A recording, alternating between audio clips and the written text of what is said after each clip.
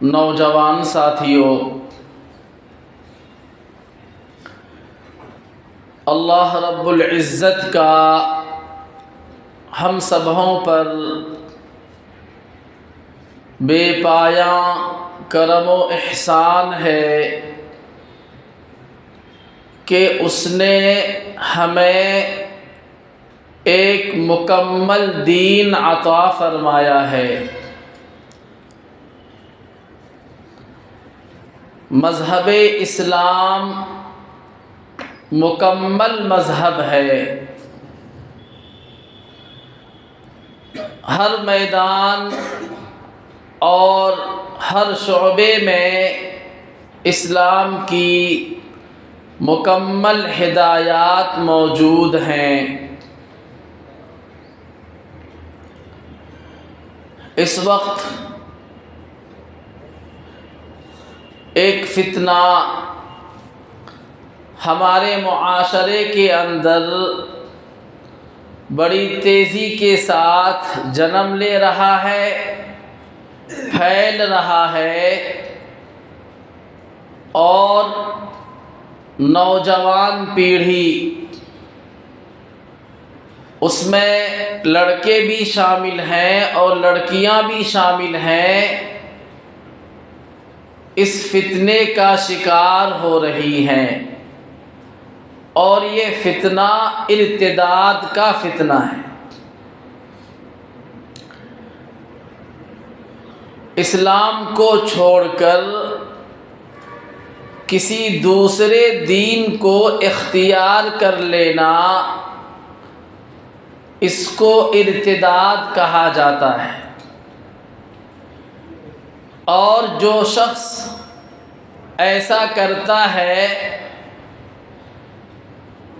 اگر وہ مرد ہے تو اس کو مرتد کہا جاتا ہے، اور اگر عورت ہے تو اسے مرتدہ کہا جاتا ہے۔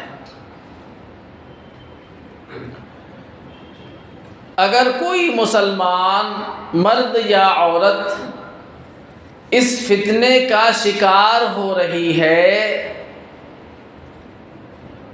تو ہمیں غور کرنا پڑے گا، سوچنا پڑے گا کہ اس کے اسباب کیا ہیں، اس کے وجوہات کیا ہیں، ریزنز کیا ہیں۔ پھر دوسرے مرحلے میں جب اسباب کا، ریزنوں کا پتہ چل جائے گا تو اس کے بعد کی ہماری ذمہ داری یہ بنتی ہے کہ ان اسباب کا حل کیا ہے، اس کا علاج کس طریقے سے کیا جائے۔ بنیادی طور پر اس کے کچھ وجوہات آپ کے سامنے رکھتا ہوں، شاید ہماری سمجھ میں آ جائے۔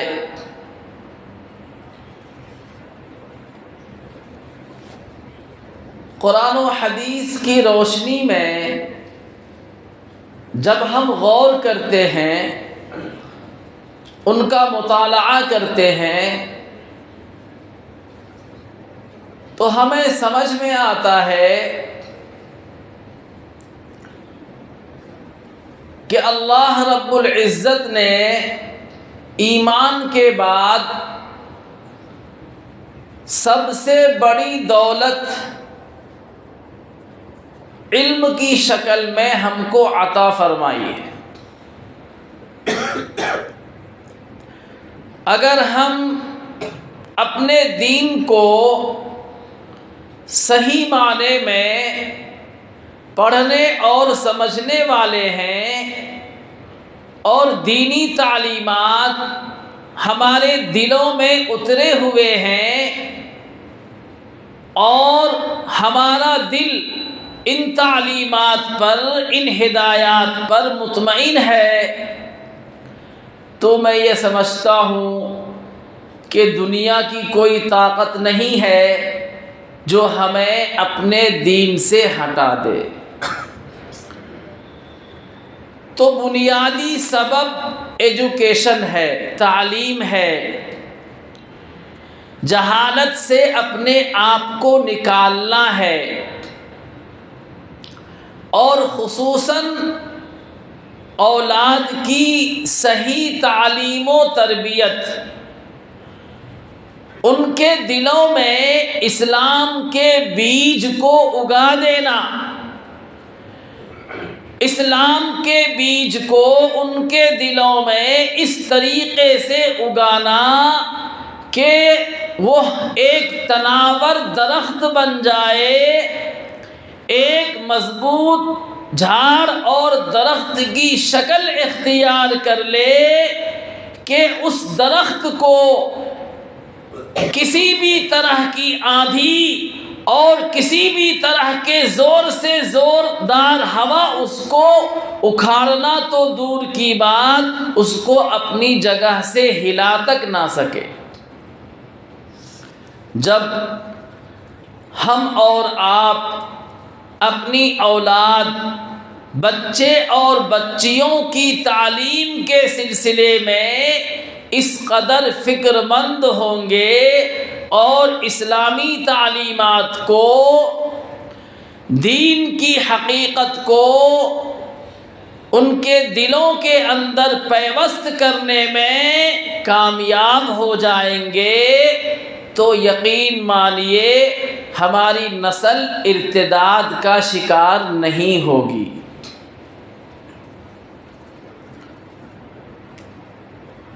آج مسلمانوں کے درمیان تعلیمی سسٹم کا جو حال ہے، ہم اور آپ اس سے واقف ہیں۔ دنیاوی تعلیم کے لیے آدمی بہت کچھ کوششیں کر بھی لیتا ہے اور مانتے ہیں کہ وہ اس میں کامیاب بھی ہو جاتا ہے، لیکن یہاں سوال دینی تعلیم کا ہے۔ دنیاوی تعلیم اگرچہ اس کو بھی علم کا نام دیا گیا ہے، لیکن قرآن و حدیث کی روشنی میں اگر ہم اسے ہنر کا نام دیں تو یہ غلط نہیں ہوگا۔ اصل علم جسے اللہ اور اس کے رسول نے علم قرار دیا ہے وہ دین کا علم ہے، قرآن پاک کا علم ہے، احادیث شریفہ کا علم ہے اور عقائد کا علم ہے۔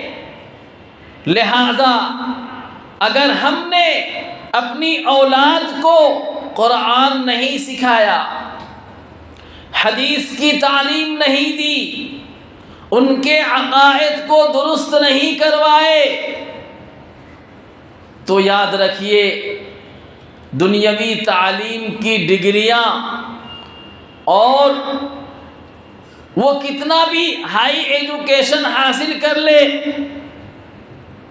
اگر دل کے اندر، سینے کے اندر ایمان کا بیج مضبوط نہیں ہے تو کوئی وجہ نہیں ہے کہ ایک ہلکی سی ترغیب دینے والی چیز، ایک ہلکا سا ہوا کا جھونکا اس کو اسلام سے پھرا سکتا ہے، دوسرے مذہبوں کے طرف اس کو راغب کر سکتا ہے۔ اس لیے اولاد کی صحیح تعلیم و تربیت کی فکر کرنا یہ والدین کی سب سے پہلی اور بڑی ذمہ داری ہے، تاکہ ہماری اولاد ارتداد کا شکار نہ ہو۔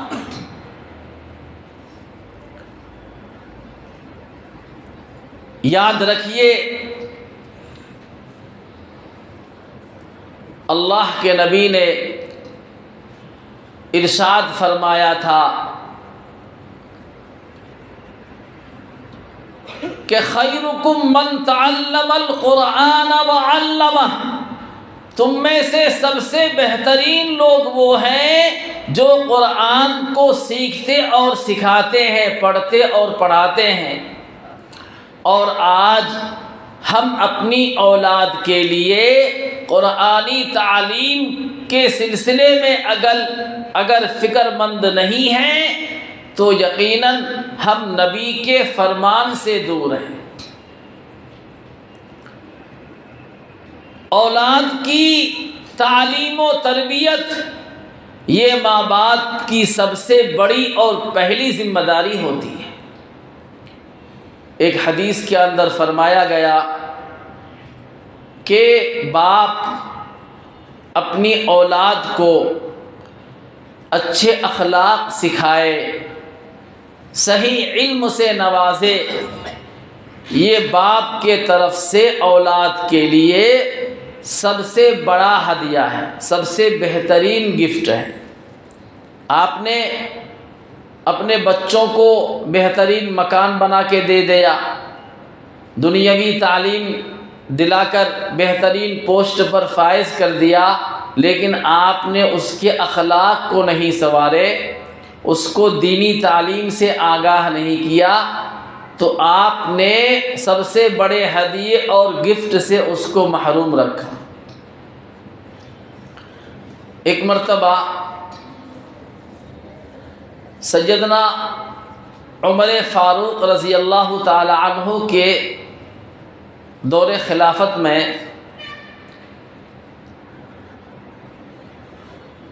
آپ کی بارگاہ میں ایک مقدمہ پیش ہوا۔ ایک بوڑھا باپ فاروق اعظم رضی اللہ تعالی عنہ کے پاس آیا اور آ کر کہنے لگا کہ اے امیر المؤمنین، میرا بیٹا میری نافرمانی کرتا ہے، میری بات نہیں مانتا، کبھی کبھی مجھے زد و کوب بھی کرتا ہے، مارتا پیٹتا بھی ہے، آپ سے انصاف کی غرض سے آپ کے پاس آنا ہوا ہے، آپ مجھے انصاف دلائیے۔ عمر فاروق رضی اللہ تعالی عنہ نے فرمایا، حکم دیا، آرڈر جاری کیا کہ اس کے بیٹے کو پیش کیا جائے۔ چنانچہ جب اس کا بیٹا دربار فاروقی میں حاضر ہوا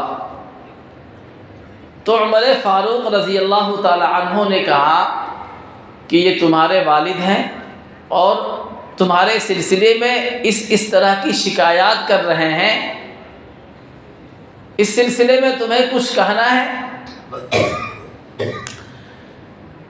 بیٹے نے کہا کہ اے امیر المؤمنین، آپ مجھے بتلائیے، کیا صرف اولاد پر ماں باپ کے حقوق واجب ہیں یا ماں باپ پر بھی اولاد کے طرف سے کچھ حقوق عائد ہوتے ہیں؟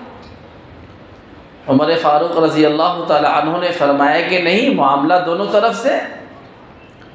شریعت تو سب سے پہلے باپ کو مکلف کرتی ہے کہ باپ بننے سے پہلے جب تمہیں شادی کرنے کا ارادہ ہو تو شادی کرنے کے لیے ایسی لڑکی اور عورت کا انتخاب کیا جائے کہ جو دیندار ہو۔ اللہ کے نبی نے فرمایا ہے، تنکح المرأۃ لمالہا ولجمالہا ولحسبہا، اور آگے فرمایا فاظفر بذات الدین، کہ کسی بھی عورت سے 4 وجہوں سے نکاح کیا جاتا ہے، یا تو اس کے حسن و جمال کی وجہ سے، یا مالداری کو دیکھ کر، یا نسب اور خاندان کو دیکھ کر۔ آپ علیہ الصلاۃ والسلام نے فرمایا کہ ان تینوں چیزوں کی کوئی حیثیت نہیں ہے، اگر تمہیں کامیابی چاہیے تو دین کو دیکھ کر شادی کرو۔ فاظفر بذات الدین، لڑکی کا انتخاب دین کی بنیاد پر ہونا چاہیے، اس گھر میں دین زندہ ہے یا نہیں،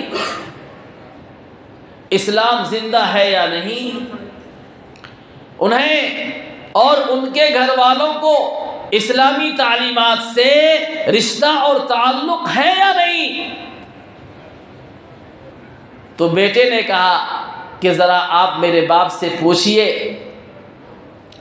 کہ میری ماں جو ماں ہے وہ ایک باندی ہے، آزاد عورت نہیں ہے، اور باندیوں کے اخلاق، باندیوں کے اندر دینداری آزاد عورتوں کے مقابلے میں کم پائی جاتی ہے، تو گویا میرے باپ نے میرا پہلا حق ضائع کر دیا۔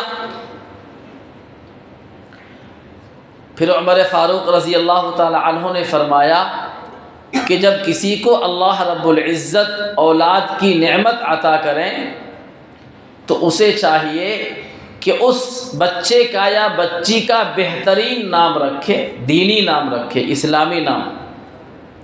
آج تو عجیب تماشا ہے، نام رکھنے کے لیے کسی عالم کو فون نہیں کیا جاتا ہے، بس گوگل بابا سب سے بڑا پیر، ایسا پیر نہ ویسا پیر، سب سے بڑا ہے گوگل پیر، سرچ کر لیا اور نام رکھ لیا۔ کیا نام رکھا جناب؟ پپو۔ اور کیا نام رکھا؟ گڈو۔ اور کیا نام رکھا؟ منگلا۔ اور کیا نام رکھا؟ جمراتی۔ اور کیا نام رکھا؟ جمن۔ جو سمجھ میں آیا نام رکھ دیا، پتہ نہیں کہ اس کے معانی کیا ہیں۔ اور یاد رکھیے، نام کا اثر آدمی کی ذات پر پڑتا ہے۔ اس نوجوان نے کہا کہ اے عمر فاروق رضی اللہ تعالی عنہ، اے مسلمانوں کے امیر، جب میں پیدا ہوا میرے باپ نے میرا نام جعل رکھا، اور جعل کے معنی عربک کے اندر پاخانہ کا کیڑا آتا ہے، تو میرے باپ نے دوسرا حق بھی میرا ضائع کر دیا۔ اس کے بعد عمر فاروق رضی اللہ تعالی عنہ نے فرمایا کہ تیسرا حق والدین پر بچوں کے تعلق سے یہ ہے کہ جب وہ کچھ ہوشیار ہو جائے، 2 4 5 6 سال کی عمر ہو جائے، تو انہیں دینی تعلیم سے آراستہ پیراستہ کیا جائے، قرآنی علوم ان کے سینوں میں ودیعت کی جائے، قرآن پڑھایا جائے، حدیث پڑھائی جائے۔ اس نوجوان نے کہا کہ اے امیر المؤمنین، جب میں کچھ ہوشیار ہوا تو میرے باپ نے اونٹوں کی رسیاں میرے حوالے کی اور مجھے جنگل کے اندر اونٹ چرانے کے لیے بھیج دیا۔ کتابوں کے اندر لکھا ہے کہ عمر فاروق رضی اللہ تعالی عنہ کا چہرہ غصے سے سرخ ہو گیا۔ آپ نے باپ کو ایسی ڈانٹ پلائی اور کہا کہ تم نے اپنی اولاد کے حقوق ادا نہیں کیے، تو اب کس منہ سے اپنی اولاد کی شکایت میرے پاس لے کر آئے؟ خبردار، یہاں سے نکل جاؤ۔ بہت افسوس کے ساتھ کہنا پڑتا ہے کہ آج ہماری غفلت اور لاپرواہی نے ہماری نسلوں کو دین سے دور کرنا شروع کر دیا گیا۔ مجرم ہم خود ہیں، کوئی اور نہیں ہے۔ یاد رکھیے، جب تک اولاد کی صحیح تعلیم اور تربیت نہیں کریں گے اور ہم ان سے اچھی امیدیں لگائے رکھیں گے تو یہ ہماری خام خیالی ہے، یہ ہماری خام خیالی ہے۔ ایک آدمی ببول کا درخت لگائے، کانٹے کا درخت بوئے اور وہ امید لگائے بیٹھا ہے کہ ہمیں وہاں سے اچھے اچھے آم ملیں گے، بہترین قسم کے سیب ملیں گے، تو بتائیے یہ تو بیوقوفی ہے کہ نہیں ہے؟ تو اس لیے ارتداد کا سب سے پہلا سبب یہ ہے کہ آج ہم اپنی اولادوں کو دین سے دور کر رہے ہیں۔ کیسے؟ دینی تعلیم نہ دے کر۔ ایک بچہ اور ایک بچی عیسائی اسکولوں کے اندر پڑھنے جاتا ہے یا پڑھنے جاتی ہے، 6 سال 7 سال 10 سال تک وہاں وہ تعلیم پاتے ہیں، اور وہاں ان کا جو نظام ہے دہریہ قسم کا نظام ہے، خدا بیزاری کا جو نظام ہے۔ ایک کلپ دیکھا ویڈیو کے اندر، میڈم کلاس روم میں سارے بچوں کو یہ تاکید کر رہی ہے کہ کھڑے ہو کر وندے ماترم کے ذریعے سے سلام کرو۔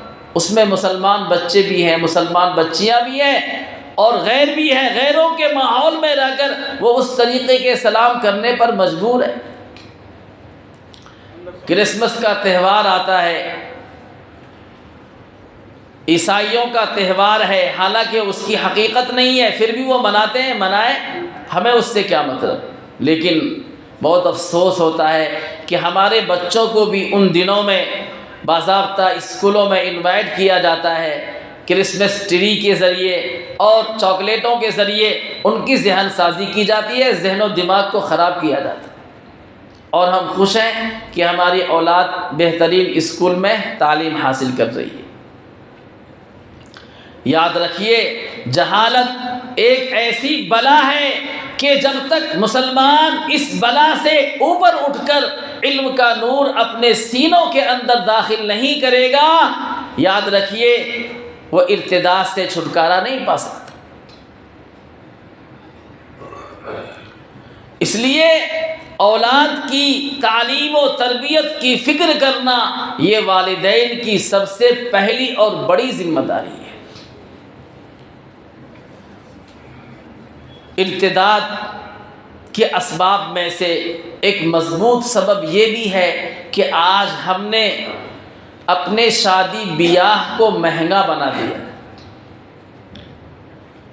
شادی بیاہ کے اندر جو فضول خرچیاں ہو رہی ہیں، اس فضول خرچی کے نتیجے میں معاشرے کے اندر جو غریب بچیاں ہیں وہ دیکھتی ہیں کہ میرے باپ کے اندر وہ سکت اور طاقت نہیں ہے کہ عزت کے ساتھ میرا نکاح کر سکے، تو اب لڑکیاں لائن چینج کرتی، جو سامنے ملا اس سے ہاتھ ملا لیا، یہاں تک کہ غیر مسلم، یہودی، عیسائی کسی کے بھی ساتھ جا کر وہ اپنی زندگیوں کی شروعات کر رہے ہیں۔ جب تک ہم شادی کو سادہ نہیں بنائیں گے، سادگی کے ساتھ اس چیز کو انجام نہیں دیں گے، یاد رکھیے زناکاری میں اضافہ ہوگا، برائیاں معاشرے کے اندر دن بدن بڑھتی جائیں گی، اور سب سے زیادہ اس کا شکار غریب گھرانے ہوں گے۔ اوسط درجے کے گھرانے اس کے شکار ہوں گے، اور ہو رہے ہیں، حالات آپ کے نگاہوں کے سامنے۔ تو اس لیے شادی بیاہ اور نکاح کو اسلام نے آسان کیا تھا، آج ہم نے رسوم و رواج کے جکڑن میں اپنے آپ کو جکڑ دیا ہے، جس کے نتیجے میں ہم سمجھتے ہیں کہ اگر کسی بچی کے باپ کے پاس 4-5 لاکھ روپیہ جب تک نہ ہو وہ شادی کر ہی نہیں سکتا۔ یہ اسلامی تصور نہیں ہے۔ اسلام نے تو پرانے جوڑے کے اندر اگر شوہر حق مہر ادا کرنے کی استطاعت صلاحیت رکھتا ہے تو سادگی کے ساتھ مسجد کے اندر امام صاحب کو پکڑیے، نکاح پڑھا دیجئے۔ بہت سادہ ہے، شادی کو اسلام نے بہت سادہ رکھا ہے، لیکن آج ہم نے اس کو رنگین بنا دیا۔ کیوں؟ غیروں کی صحبت میں رہ کر ان کے رسوم و رواج کو ہم نے ایکسپٹ کر لیا۔ ہمیں نبی کا طریقہ پسند نہیں نا۔ نبی کا طریقہ کیوں پسند نہیں؟ نبی سے سچا